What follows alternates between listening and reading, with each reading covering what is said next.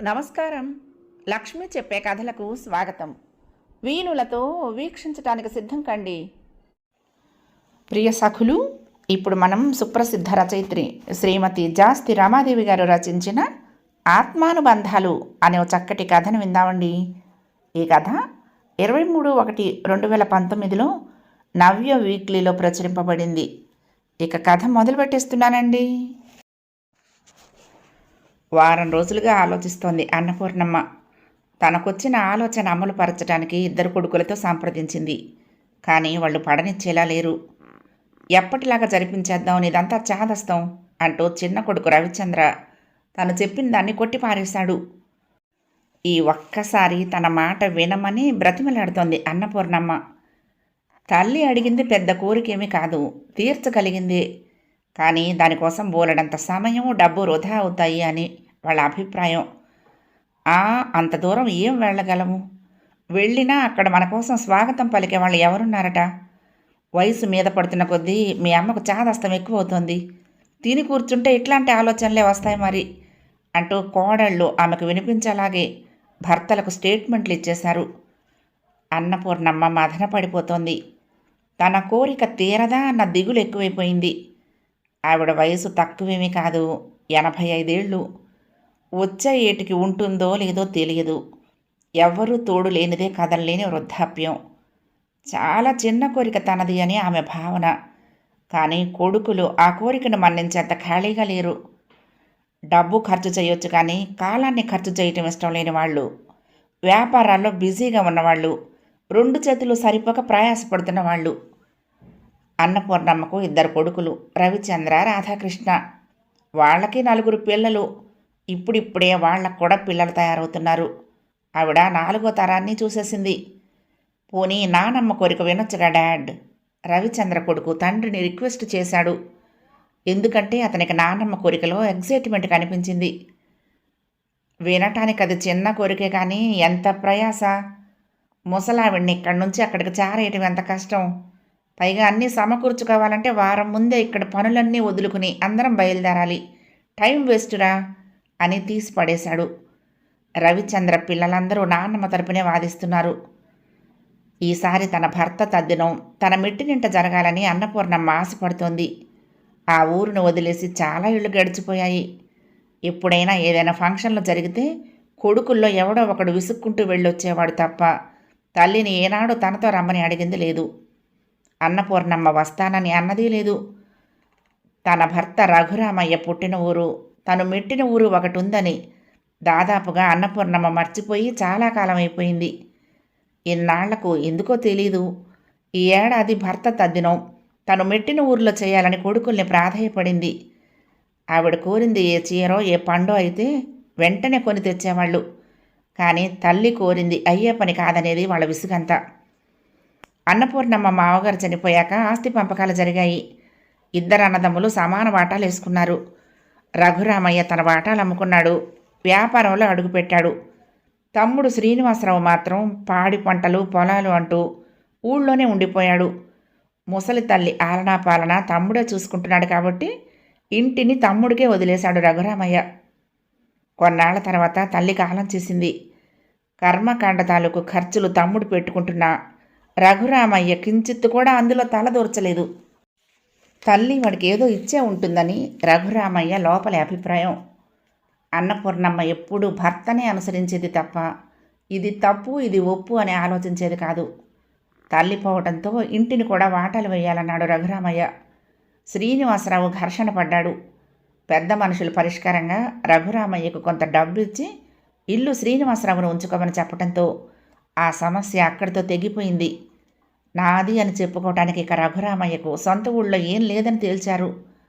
ఆనాటితో ఊరితోనే కాదు తన తమ్ముడి కుటుంబంతో కూడా అనుబంధం లేకుండా పోయింది. అందుకు రఘురామయ్య ఏనాడూ చింతించలేదు. పిల్లలకి అన్నపూర్ణమ్మకి కూడా ఊరి మీద ఎలాంటి సెంటిమెంట్స్ లేవు. ఊళ్ళో ఉన్నంతసేపు తోడి కోడళ్ళు సఖ్యతగా ఉన్నది ఎప్పుడూ లేదు. పిల్లి మీద ఎలుక, ఎలుక మీద పిల్లి అన్నట్టు ఒకరి మీద మరొకరు చాడీలు, వంక పెట్టి దెప్పు పొడుపు మాటలు మాట్లాడుకుంటూ ఉంటే అవన్నీ విని అత్తగారు బాధపడేది. తోడికోడళ్ళు అంటే అక్కా చెల్లెళ్ళలా ఉండాలి కానీ ఇలా కీచులు ఆడుకోవటం ఏమిటర్రా అన్నదమ్ములు ఎలాగూ కలిసి ఉండటం లేదు. కనీసం మీరైనా సఖ్యతగా ఉండి వాటిని సర్దుబాటు చేస్తారేమో అనుకుంటే ముందు నుయ్యి వెనక గొయ్యి అన్నట్టు మీరు కూడా ఇలా నన్ను ఇరకాటంలో పెట్టేయటం ఇదేమన్నా బాగుందా?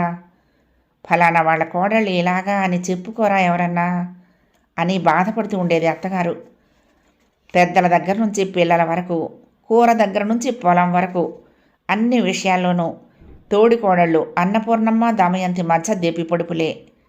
ఆడవాళ్ల గొడవ పెద్దదైపోవటంతో అన్నదమ్ములం అనే విషయం, కలిసి పెరిగాము అనే విషయం, ఒకే తల్లి గర్భంలో ఊపిరి పోసుకుని బయటకొచ్చాము అనే విషయాలే మర్చిపోయి రఘురామయ్య, శ్రీనివాసరావు ఒకరి మీద మరొకరు కలపడేవాళ్ళు. దానికి తోడికోడళ్ళు అగ్నికి ఆజ్యం పోసి రెచ్చగొట్టేవాళ్ళు. యుద్ధంలో శత్రువుల మధ్యనన్న ఓ రాజనీతి ఉంటుంది, కానీ ఈ అన్నదమ్ముల మధ్య అది కానరావటం లేదంటూ ఊళ్ళో వాళ్ళు వాళ్ళని విడదీసేవాళ్ళు. తండ్రి ఉన్నా ఏం చెయ్యలేక థూ కుక్కల్లారా అని ఉమ్మిలోనికి వెళ్ళిపోయేవాడు. అన్నపూర్ణ దమయంతిని, దమయంతి అన్నపూర్ణని శాపనార్థాలు పెట్టుకొని రోజంటూ ఉండేది కాదు. అలాగే పిల్లల్లో కూడా సఖ్యత ఉండేది కాదు. మాది మీది అనే వేర్పాటువాదం పెరిగిపోయింది. ముసలాయన చనిపోగానే ఆ ఊరు అక్కడి బంధాలు అవసరం లేదంటూ సంబంధాలు తెంచుకున్నారు రఘురామయ్య, అన్నపూర్ణ. పెద్దల బాటలోనే మేము అన్నట్లు వాళ్ళ పిల్లలు కూడాను. ఇన్నేళ్లు గడిచిపోయిన తర్వాత తల్లి ఇప్పుడు ఎందుకు సొంత ఊళ్ళో, అందున తమదంటూ చిన్న గుడిసె కూడా లేని చోట తండ్రి తద్దినం జరగాలని ఇంతగా ఇప్పుడు పట్టుపట్టడం ఏమిటో కొడుకులిద్దరికీ అంతుపట్టడం లేదు. చిన్న అన్న చనిపోయాడని తెలిసినా అమ్మ కదిలి వెళ్ళలేదు. తామేదో ఫార్మాలిటీ కోసం అన్నట్టుగా వెళ్ళి వచ్చేశారు. మళ్ళీ వాళ్ళని ఇప్పటి వరకు పలకరించింది లేదు, అటువైపు తొంగి చూసింది లేదు. వాళ్ళు తమని పూసుకు తిరిగింది లేదు. ఇప్పుడు ఏముందని ఆ ఊరు వెళ్ళి ఎవరి పంచలో ఉండి ఆ కార్యక్రమం జరిపించాలని అమ్మ ఆలోచిస్తోంది. రామకృష్ణ ఒకటే చిర్రుబుర్రులాడుతున్నాడు. కొడుకులిద్దరూ ఎంత నచ్చ చెప్పినా అన్నపూర్ణమ్మ పట్టిన పట్టు విడవలేదు. పైగా నిరాహార దీక్ష మొదలుపెట్టింది. ఎంతైనా కన్నతల్లి కదా, ఎప్పుడూ తమ తోడిదే లోకం అన్నట్లు కాలం గడిపింది ఆవిడ. అలాంటి ఆవిడ ఆఖరి రోజుల్లో ఇలా పస్తులతో ఉంటే చూస్తూ పట్టనట్లు ఉండటం కొడుకులుగా ధర్మం కాదు కాబట్టి చివరికి అన్నదమ్ములిద్దరూ దిగొచ్చారు. అమ్మ కోరిక ప్రకారం సీతారామపురం వెళ్ళటానికి నిర్ణయించుకున్నారు. భార్య మాలతితో రామకృష్ణ ఆ విషయమే చెప్పాడు. కాసేపు చిర్రుబురులాడింది మాలతి. మీ అన్నదమ్ములిద్దరూ ఇంతే, తల్లి మాట జవదాటరు. మెమోంటోస్ ఇచ్చి ఫొటోస్ తీసి ఫ్రేమ్ కట్టించి పూజించవచ్చు మీ ఇద్దరిని అంటూ చిరాగ్గా మొహం పెట్టింది చివరికి. తర్వాత ఫ్రేమ్ కట్టించి పూజించుతురు కానీ ముందు ప్రయాణానికి కావలసినవి సర్దుకోండి. అక్కడ మన కోసం ఏర్పాట్లు చేసేవాళ్ళు ఎవ్వరూ ఉండరు. మన భోజనం మనమే తయారు చేసుకోవాలి అన్నాడు. కుక్కుని తీసుకుపోదాము, నేను వంట చేసి చాలా ఏళ్ళయింది బద్ధకంగా అంది మాలతి. కుక్కు గిక్కు రారు, ఇక్కడ పిల్లలకు అవసరం ఉంటుంది. పల్లెటూరులో ఎవరు కుక్కుల్ని పెట్టుకుని వంట చేయించుకోరు, వింత మనుషుల్ని చూసినట్లు చూస్తారు అన్నాడు రామకృష్ణ అర్జెంటు ఫైల్స్ చూసుకుంటూ, అవసరమైన చోట సంతకాలు చేస్తూ. అబ్బబ్బా, ఈ ముసలావిడ ఒక పని చెయ్యరు, చస్తున్నాం ఆవిడ చాదస్తంతో విసుక్కుంటూ బీరువాలో నుంచి డ్రెస్సులు తీసుకుంటూ ఉంటే భార్యను వారించాడు రామకృష్ణ. అక్కడ ఈ డ్రెస్సులు నడవు, శారీస్ పెట్టుకో అన్నాడు. మై గాడ్, శారీసా? భార్య కళ్ళింత చేస్తూ ఉంటే నవ్వొచ్చింది అతనికి. వారం రోజులేగా, ఎలాగో అడ్జస్ట్ అయిపో, ఇంతకు పిల్లలు వస్తామంటారేమో అన్నాడు. వాళ్ళెందుకు, వాళ్ళు చచ్చినా రారు, బోర్ విలేజ్ అంటారు. అక్కడ వెదర్ పడదు వాళ్లకు, లేనిపోయిన డిసీజెస్. అందులోనూ ఇక్కడ పుట్టి పెరిగిన వాళ్ళు అక్కడ ఏముందని వస్తారు అంది. అయినా వాళ్ళకొక మాట చెప్పటం మంచిది, చెప్పలేదని ఫీల్ అవుతారేమో అంటూ సెల్ తీసుకుని కొడుకు కోడలికి, కూతురు అల్లుడికి మెసేజెస్ పాస్ చేశాడు రామకృష్ణ. రవిచంద్ర చెప్పింది విని అంతెత్తున లేచింది అతని భార్య భారతి. ఆమెకు సుత్తరాము ఆ పేడవాసన కొట్టే పల్లెటూరికి వెళ్ళటం ఇష్టం లేదు. మహిళా మండలి వైస్ ప్రెసిడెంట్గా అందరూ కలిసి ఏదైనా పల్లెటూరికి శ్రమదానం పేరుతో క్యాంపు వెళ్ళినప్పుడు కేవలం పేపర్లో ఫొటోస్ వస్తాయని అతి కష్టం మీద వంగి కాస్త శ్రమ పడుతుంది తప్ప ఆవిడకి ఏమి చిత్తశుద్ధి లేదు. ఇంటికొచ్చాక డెట్టాల్ వాటర్తో స్నానం చేసి చేతులు 10 సార్లు వాష్ చేసుకుంటుంది. అప్పటికి కానీ ఆవిడకి సంతృప్తి కలగదు. స్పూను ఫోర్కు అంటూ హడావుడి చేస్తుంది. అలాంటప్పుడు ఆ మహిళా మండలి అంటూ ఊరేగటం దేనికి అని రవిచంద్ర ఎప్పుడైనా ఏడిపిస్తే, జస్ట్ అదర్ యాక్టివిటీస్ ఏదో ఒకటి ఉండాలి, అప్పుడే ఈ సొసైటీలో మనం రిచ్గా కనిపిస్తాం అని వెంటనే ఆన్సర్ చేస్తుందామే. సొంత ఊరు బయలుదేరాలని భర్త చెప్పగానే నీరసం వచ్చేసింది. No arguments. భర్త వినడు. జస్ట్ ఇప్పటికిప్పుడంటే ఎలా అడ్జస్ట్ చేసుకోవాలి? నాకు చాలా పనులున్నాయండి. మాల తక్కువ ఉందిగా. బావ మీరు అత్తగారు ఎలాగో ఉంటారుగా, చాలండి, నన్ను వదిలేయండి అంది భారతి. అదేం కుదరదు భారతి. అక్కడ వారం రోజులు ఉండాల్సి రావచ్చు. వదిన ఒక్కరితే పనులు ఎలా చేసుకోగలదు? ఇద్దరు కోడళ్ళు లేకపోతే ఎలా కుదురుతుంది? అసలే ఆ ఊళ్ళో చేదస్తాలు ఎక్కువ. అవునవును, మిమ్మల్ని అందరినీ చూస్తూ ఉంటేనే తెలుస్తోంది.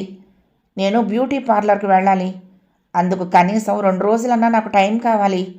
నా హెయిర్ మసాజ్ కావాలి. లేదంటే భారతి, మనం వెళుతున్నది మిస్ ఇండియా కాంపిటీషన్కి కాదు కానీ పిల్లలందరికీ చెప్పి కావలసినవన్నీ సర్దుకోండి. తెల్లవారుజామునే బయలుదేరుతున్నాం చెప్పాడు.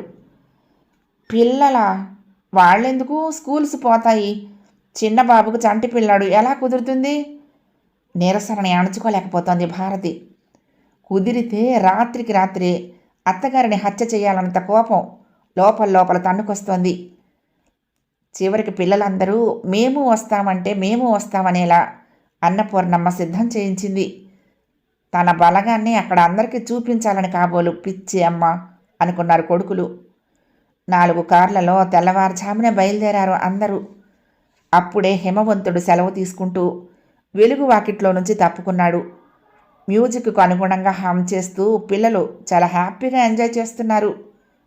వారం రోజులు ట్రిప్ అంటే ఎంజాయ్ చేయొచ్చు అనుకుంటున్నారు తప్ప అక్కడికి వెళ్ళాక తెలుస్తుంది అసలు కథ. భారతి, మాలతి అత్తగారిని, అత్తగారి ఊరిని కసిగా తిట్టుకుంటున్నారు. అన్నపూర్ణమ్మ మనసు దూది పింజలా తేలిగ్గా గాలి కంటే వేగంగా ఊరు వైపు పరిగెత్తింది. ఇప్పుడు అందరూ తమని ఎలా ఆహ్వానిస్తారు? ఎవరు మీరు అని అడుగుతారేమో. ఇంకా ఇక్కడ ఏం మిగిల్చావని వచ్చావమ్మా అని అడుగుతారేమో. దమయంతి ఎలా ఉందో, తనలాగే ఒకరి సాయం లేకుండా అడుగు కదపలేని స్థితిలో ఉండి ఉంటుంది. ఇప్పుడో చూసింది తను. ఒక్కో సంఘటన కళ్ళ ముందు నిలిచి మనసును మెలితిప్పేస్తోంది. పెళ్లి కూతురుగా గుమ్మంలో నిలబడిన దమయంతి అందాన్ని చూసి అసూయతో తట్టుకోలేకపోయింది తను. అన్నపూర్ణ అంటూ అత్తగారు తనను పిలిచి హారతి పళ్ళెమిచ్చి కొత్త దంపతులకు ఆహ్వానం పలకమని పురమాయించింది. హారతి పళ్ళెం తిప్పుతూ వెలుగుతున్న కర్పూరాన్ని దమయంతి చీర మీదకు వంపింది. పట్టు చీర తురతురలాడింది. పెళ్లి కూతురు మొహం గంటు పెట్టుకుని వారం వరకు తనను పలకరించలేదు. లోపల నవ్వుకుంది తను. అప్పటికి గాని తన మనసు నెమ్మదించలేదు. బంధువుల్లో కొందరు అనుకోవటం వింది. చూశావా దాని పొగరు? పొరపాటున జారలేదు హారతి పళ్ళెం, కావాలనే దాన్ని మీద పడేసింది అని. ఎవరు ఏమనుకున్నా తను పట్టించుకోదు. తన భర్త తన అడుగుజాడల్లో నడుస్తాడు. తోడుగా తన కొడుకులున్నారు. పెద్ద కోడలిగా అత్త తర్వాత పెత్తనం తనదే. ఇంకేం కావాలి తనకి? దమయంతి మొదటి బిడ్డనెత్తుకుని వచ్చినప్పుడు తను హారతి ఇస్తానన్నా వద్దని లోనికొచ్చేసింది. దాని భయానికి హాయిగా నవ్వుకుంది. పిల్లాడిని తన కంటపడకుండా జాగ్రత్త పడేది దమయంతి. పిల్లాడి చేతిలో ఉన్న కొత్త బొమ్మ తమకి కావాలని ఏడ్చేలా తన పిల్లల్ని ఉసుగొలిపేది తను. మరిది తోడికోడలు ఇక తప్పని పరిస్థితుల్లో బొమ్మని పిల్లలకిచ్చి పైకి నవ్వినా కానీ లోపల మాత్రం తిట్టుకుంటూ ఉంటారని తనకు తెలుసు. తను ఆడే ఆ ఆట తనకెంతో సరదాగా ఆనందంగా ఉండేది. ఎన్నో రకాలుగా మరిది తాలూకు వాళ్ళని చిన్నబుచ్చేది. దమయంతి సిగ్గుపడేటట్టు వాళ్ళ ఎదురుగానే ఆరోపణలు చేసేది. తనకు 2 అబ్బాయిలే. దమయంతికి 2 అబ్బాయిల తర్వాత 2 ఆడపిల్లలు కూడా పుట్టారు. అత్తగారు ఆ ఆడపిల్లలకు ఎక్కడ తన బంగారు నాగులు ఇచ్చేస్తుందోనని కాపలా కాసేది. పిల్లి పిసరంత కూడా దమయంతికి దక్కనివ్వలేదు. ఎప్పుడూ ఇద్దరి మధ్య అసూయ. ఇప్పుడు తనని చూసి దమయంతి ఏమంటుంది? తన పిల్లలకి మనవలకి ఎన్ని చెప్పింది? తనని తన పిల్లల్ని ఇప్పుడు వాళ్ళందరూ ఎంతగా ద్వేషిస్తున్నారో. ఊళ్ళోకి అడుగు పెట్టగానే చెంబుడు వేడి నీళ్లు తన మొహాన కొట్టినా చిన్న విషయమే. అంతకు మించిన శిక్షార్హురాలు తాను. పైకి చెప్పుకున్నా గానీ తను చేసిన పాపం పోయేది కాదు. కొన్నాళ్లుగా మనశ్శాంతి లేకుండా గడుపుతోంది తను. డబ్బు సుఖాలు ఏమీ పనిచేయటం లేదు. అంతకు మించి ఏదో తపన రాచపుండులా సలిపేస్తోంది. ఒక్కసారి ఊరికి వెళ్ళి దమయంతిని పిల్లల్ని చూడాలనిపిస్తోంది. అందరూ ఎంతగా కాదన్నా సరే. ఇన్నాళ్ల తర్వాత తను మెట్టినింటికి వెళ్తోంది. అమ్మా, కాసేపు ఎక్కడైనా ఆగుదామా? రామకృష్ణ అడిగాడు. వద్దురా, మనం త్వరగా వెళ్ళాలి. లేదంటే ఊరు చేరేసరికి పూర్తిగా చీకటి పడిపోతుంది అంది అన్నపూర్ణమ్మ. మధ్య మధ్యలో కాఫీలని, టిఫిన్స్ అని, భోజనం అని ఆగుతూనే ఉన్నారు. ఏం ప్రయాణమో, ఊళ్ళంతా హోనం అయిపోతుంది. ఇప్పుడు వెళ్ళి వంట వరపు అంటే మా వల్ల కాదు అంటూ ఆడవాళ్ళు గొణుగుతున్నారు. పిల్లలు మాత్రం ఎంజాయ్ చేస్తున్నారు. సీతారాంపురం చేరేసరికి సాయం సమయం కావస్తోంది. పశువులు వారికి అడ్డం వస్తూ ఉంటే కారులు మెల్లిగా వెళ్తున్నాయి. అన్ని పశువుల్ని ఎప్పుడూ చూడకపోవటంతో పిల్లలు కేకలు వేస్తూ అల్లరి చేస్తున్నారు. ఊరు దగ్గరయ్యే కొద్దీ దారికి అటూ ఇటూ 100 ఎకరాల పచ్చని పొలాలు స్వాగతిస్తున్నాయి. హే హే, భలే, కాసేపు ఇక్కడ ఆగుదాం అంటూ పిల్లలు కారులు ఆపించి మరీ కిందకు దిగారు. అన్నపూర్ణమ్మ సిగ్గుతో చితికిపోయింది. ఇది మనది, ఇక్కడి నుంచి ఇక్కడి వరకు మన పొలాలు అని చెప్పుకోవటానికి ఏమీ మిగల్చలేదు తను. కనీసం సెంటు భూమి మనది అనుకోవటానికి కూడా లేకుండా చేసింది. ఇల్లు, వాకిలి, పొలం, పాడి, నా అన్న బంధుత్వం ఏది ఊళ్ళో లేకుండా చేసుకుంది. పిల్లలకి ఎవరిని చూపించాలి? ఏముందని గొప్పగా చెప్పుకోవాలి? మదన పడసాగింది అన్నపూర్ణమ్మ. అమ్మా, మనం ఇప్పుడు ఎక్కడుండాలి అడిగాడు రవిచంద్ర. ముందు అమ్మవారి గుడికి పోనివ్వండి, దర్శనం అయ్యాక చూద్దాం. ఏదో ఇల్లు దొరక్కపోదు అంది. నానమ్మ, చిన్న తాత వాళ్ళ ఇల్లు ఉంది కదా, అక్కడికి వెళ్ళొచ్చు కదా మనవడు అడుగుతూ ఉంటే గుండె చిక్కబట్టినట్లయింది. అందరూ గుడి దగ్గర ఆగారు. ఒకేసారి ఊళ్ళోకి 4 కార్లు రావటం, అందులో నుంచి బిలబిల్లలాడుతూ పిల్ల పెద్ద కిందకు దిగి గుళ్ళోకి వెళ్లటంతో పూజారి ఉక్కిరివిక్కిరైపోయాడు. పరిగెత్తుకొచ్చాడు. అతనికి అన్నపూర్ణమ్మ గురించి కానీ, ఆ కుటుంబం గురించి కానీ, చెంచురామయ్య గారి పెద్ద కొడుకు రఘురామయ్య కుటుంబం గురించి కానీ తెలియదు. కానీ చెంచురామయ్య గారి పెద్ద కొడుకు రఘురామయ్య కుటుంబం ఎప్పుడో ఆ ఊరు వదిలి వెళ్ళిపోయిందని మాత్రం తెలుసు. అన్నపూర్ణమ్మ వివరాలు చెప్పింది. కుర్ర పూజారి గుటకలు వేశాడు. ఇంటికి వెళ్ళి తన తండ్రిని తీసుకొచ్చాడు. పాత ముఖాలు కనిపించడంతో గబగబా క్షేమ సమాచారాలు అడిగి తెలుసుకున్నాడాయన. ఈ వార్త ఊరంతా తెలిసి ఒక్కొక్కళ్ళు వచ్చి పలకరించిపోతున్నారు. పిల్లలు వింతగా చూస్తున్నారు. నానమ్మ, ఈ ఊళ్ళో ఇంతమందికి మనం తెలుసా? నీకు చాలామంది ఫ్రెండ్స్ ఉన్నారు కదా, మరి మనం ఎప్పుడు ఇక్కడ మన ఇంటికి రాలేదేంటి అని మనుమలు అడుగుతూ ఉంటే అన్నపూర్ణమ్మ జవాబు చెప్పలేక తల ఉంచుకుంది. వచ్చిన వాళ్ళందరూ మా ఇంటికి రండి అంటే మా ఇంటికి రండి అని ఆహ్వానిస్తున్నారు. అయిన వాళ్ళు మాత్రం రాలేదని అన్నపూర్ణమ్మ మనసు కొట్టుకులాడుతోంది. చీకటి పడుతోంది. ఎక్కడో ఒకచోట తలదాచుకోవలసిందేగా. పెద్దమ్మా, ఆ పిలుపుకు గుండె గొంతులోకి వచ్చి కొట్టుకుంది. 2 చేతులు వచ్చి ఆమె చేతుల్ని తాకాయి. ఇదేంటి పెద్దమ్మా, ఇంటికి రాకుండా ఇక్కడేం చేస్తున్నారు? అందరూ పదండి, మన ఇంటికి వెళ్దాం అన్నాడు కృష్ణ. వాడు తన మరిది కొడుకు, దమయంతి పెద్ద కొడుకు. వాడి కాలు చూసిన అన్నపూర్ణమ్మ మనసు పశ్చాత్తాపంతో పరితపించిపోయింది. మనిల్లు ఎక్కడుంది? పిల్లలందరూ ఆశ్చర్యానందాలు వెలిబుచ్చుతున్నారు. కృష్ణ ముందు నడుస్తూ ఉంటే 4 కార్లు అతన్ని వెంబడించాయి. పిల్లలు నడక మొదలుపెట్టారు. అక్కడున్న ఇళ్లన్నీ గమనిస్తున్నారు. అక్కడక్కడ కొన్ని ఇళ్ళు శిథిలావస్థలో ఉన్నాయి. కొన్ని ఇళ్ళు పాతకాలం నాటి మేడలు, మండువ లోగిళ్ళు. ఇళ్ల ముందున్న పెద్ద పెద్ద చెట్లు వచ్చిన వాళ్ళెవరా అని ఆరా తీస్తున్నట్టున్నాయి. చాలామంది దారిలో వరుసలు పెట్టి పలకరిస్తున్నారు. చాలా కాలం నాటి పెద్ద మేడ దగ్గర ఆగాడు కృష్ణ. ముందు గేటు పైన అటు ఇటు ఠీవిగా 2 సింహాల బొమ్మలు వచ్చిన వాళ్ళందరినీ పలకరించాయి. అన్నపూర్ణమ్మ కారు దిగి బెరుగ్గా చూస్తోంది. 2 గుమ్మాలు తనే పెట్టించింది. సింహద్వారం ఎంతో పెద్దదిగా ఉండేది. వేర్పాటు వాదంతో 2 ఉండాల్సిందే అని పట్టుపట్టింది. సింహద్వారాలు 2 ఉండరాదని మామూలుగా 2 గుమ్మాలు పెట్టించారు మామగారు చెంచురామయ్య.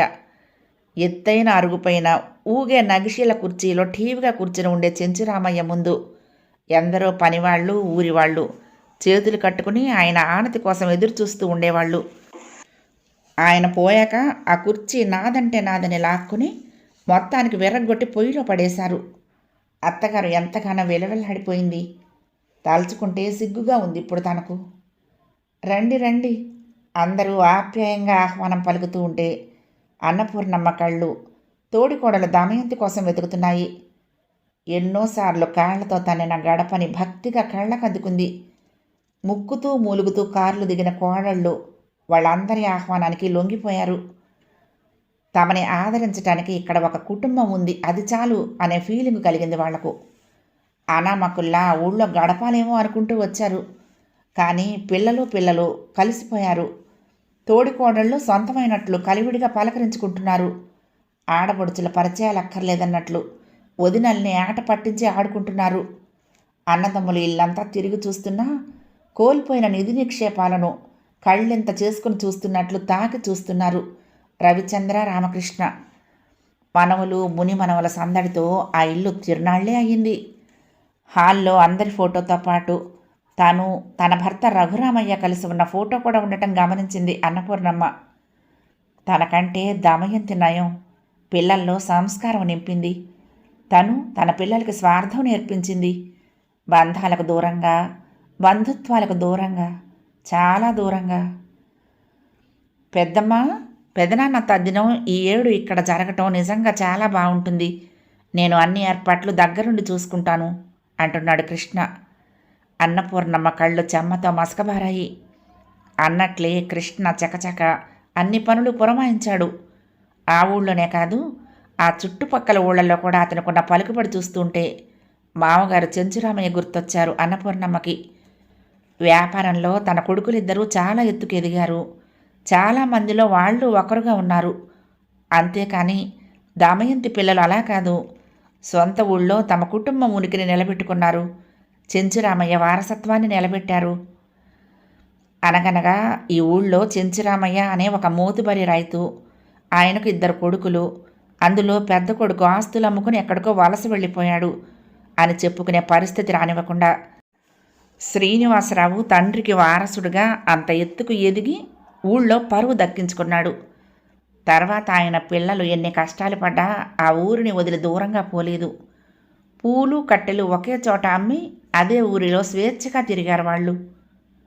మరి తను, తన భర్త, పిల్లలు ఎక్కడికో వలస వెళ్ళి పరాయి చోట స్థిరపడ్డారు. సంపాదన అనే చట్టంలో కొట్టుమిట్టాడుతూ క్యాలెండర్లో మారుతున్న కొద్దీ తమ ఉనికినే మర్చిపోయారు. చివరకు ఏం సంపాదించారు? పేరు, ప్రతిష్ట, డబ్బు, సుఖం అన్నీ ఉన్నా ఇది నా పుట్టిన ఊరు, నా సొంత ఊరు అని గట్టిగా చెప్పుకోలేని సంశయం. అన్నపూర్ణమ్మలో ఆలోచన తరంగాలు. ఇసుక వేస్తే రాలనంత జనం. రఘురామయ్య తద్దినం చాలా పద్ధతిగా పండుగలా జరిగింది. పెదనాన్న చాలా సంతోషపడిపోయి ఉంటాడు పెద్దమ్మ. అంతా నువ్వు అనుకున్నట్లే జరిపించాం కదా, ఎక్కడన్నా లోటుపాట్లు జరిగాయా? ఆప్యాయంగా అడిగాడు కృష్ణ. లేదురా, అంతా చాలా బాగా జరిగింది. ఇన్నాళ్ళు తద్దినాలు జరిగినా ఏదో ఆనవాయితీ ప్రకారం చేసేవాళ్ళం. ఎక్కడో లోటుగా అనిపించేది. ఇప్పుడు ఆ లోటుకు అర్థమేంటో నాకు, నాతో పాటు పిల్లలందరికీ అర్థమైంది. రఘురామయ్య కుటుంబం ఎప్పుడో ఊరు వదిలేసింది. ఇన్నాళ్ళకి ఆ కుటుంబానికి ఊరు గుర్తొచ్చింది అని కనీసం ఒక్కళ్ళంటే ఒక్కళ్ళు కూడా అనలేదు. చెంచురామయ్య బలగం ఎంత పెద్దదో. కొడుకులు, కోడళ్ళు, మనవలు, మనవరాళ్ళు, ముని మనవలు. అబ్బో, కుటుంబం అంటే ఇలా ఉండాలని వాళ్ళంటూ ఉంటే చాన్నాళ్లకి నా కడుపు నిండిపోయిందిరా కృష్ణ. అన్నపూర్ణమ్మ కన్నీళ్లు దాచుకోకుండా చెప్పింది. ఇలాంటి ఓ రోజు రావాలని మా అమ్మ చాలా కాలం ఎదురు చూసింది పెద్దమ్మ. మీరు ఎప్పుడు వచ్చినా గౌరవించాలని అమ్మ తన ఆఖరి మాటగా చెప్పింది. మేము చేసిన తప్పు మీరు చెయ్యొద్దని అమ్మ తనపైన ప్రమాణం చేయించుకుంది చెప్పాడు కృష్ణ. దమయంతిని ఒక్కసారి చూడాలని ఉందిరా. ఒక్కసారి గట్టిగా గుండెలకు హత్తుకుని నన్ను క్షమించమని వేడుకోవాలని ఉందిరా కృష్ణ. ఎంత దూరమో చూసావా? కనీసం తను చనిపోయిన విషయం కూడా మా వరకు చేరలేదు. ఒక్క కాకి చచ్చిపోతేనే 100 కాకులు చుట్టూ చేరి గోలగోల చేసి ఏడుస్తాయి. కానీ మేము చూడు అంటూ నెత్తి బాదుకుంది అన్నపూర్ణమ్మ. జరిగిపోయినవన్నీ వదిలేయి పెద్దమ్మ. చాలాసార్లు ఫోన్ చెయ్యమని అమ్మ అనేది. ఎప్పుడూ మీ అడ్రస్ మాకివ్వలేదు. కనీసం మీ ఫోన్ నెంబర్ కూడా మాకు తెలీదు. మన ఊరి కరణం గారి పెద్దనాన్న ఫోన్ నెంబర్ ఇస్తే ఒకసారి దానికి ప్రయత్నించాను. మనుగడలో లేదనే ఆన్సర్ వచ్చింది. అందుకే కనీసం చావు కబురు కూడా చారేయలేకపోయాను. నన్ను క్షమించి పెద్దమ్మా అన్నాడు కృష్ణ. అందరూ సంతోషాన్ని మూటగట్టుకుని తిరిగి బయలుదేరారు. అన్నపూర్ణమ్మ తోటికోడలి ఫోటో వైపు తదేకంగా చూసింది. దమయంతి, నన్ను క్షమించు. నేను చేసిన తప్పును అప్పుడు కప్పిపుచ్చుకున్నా ఇప్పుడు కృష్ణ అవిటివాడిలా తిరుగుతూ ఉంటే చూస్తూ భరించలేకపోతున్నాను. అసూయతో కోడి వైపు కర్ర విసురుతున్నానని అబద్ధం చెప్పి నీ కొడుకు కాలికే దాన్ని గురిపెట్టాను. ఆ పాపం నన్ను ఆనాటి నుండి వెంబడిస్తూనే ఉంది. నేను పాపాత్మురాలిని దమయంతి. వాడు ఆప్యాయంగా పెద్దమ్మ పెద్దమ్మ అని నా వెంట తిరుగుతూ ఉంటే నేను చేసిన పాపం తాలూకు ప్రతిఫలం నన్ను వెంబడిస్తున్నట్లుంది. అంతరంగంలో తీవ్ర మనోవేదన అనుభవిస్తోంది అన్నపూర్ణమ్మ. అమ్మా, ఇంక బయలుదేరదామా? కొడుకులు తల్లి చేతులు అందుకున్నారు. పెద్దమ్మ ప్రతి ఏడాది ఇక్కడికే రావాలి. ఇక మీదట పెదనాన్న తద్దినం ఇక్కడే జరగాలి. కృష్ణ మాటలు వింటూ కార్లు బయలుదేరాయి. అన్నపూర్ణమ్మ తన చేతిలో ఉన్న కృష్ణ చేతిని మెల్లిగా వదిలిపెట్టింది. వెళ్ళిపోతున్న వాళ్ళందరి వైపు పాతకాలం నాటి ఆ ఇంటి గుమ్మం దిగులుగా చూస్తోంది. మళ్ళీ వస్తారా అన్నట్లుగా. కథ సమాప్తం. ప్రియ సఖులు, ఈ కథ మీకు నచ్చితే తప్పకుండా లైక్ చేయండి, షేర్ చేయండి, కామెంట్ చేయండి, సబ్స్క్రైబ్ చేసుకుని నన్ను ఎంకరేజ్ చేయండి. ఉంటానండి. ప్రేమతో లక్ష్మి, కృష్ణాతీరం దుర్గమ్మ సన్నిధానం. నమస్తే.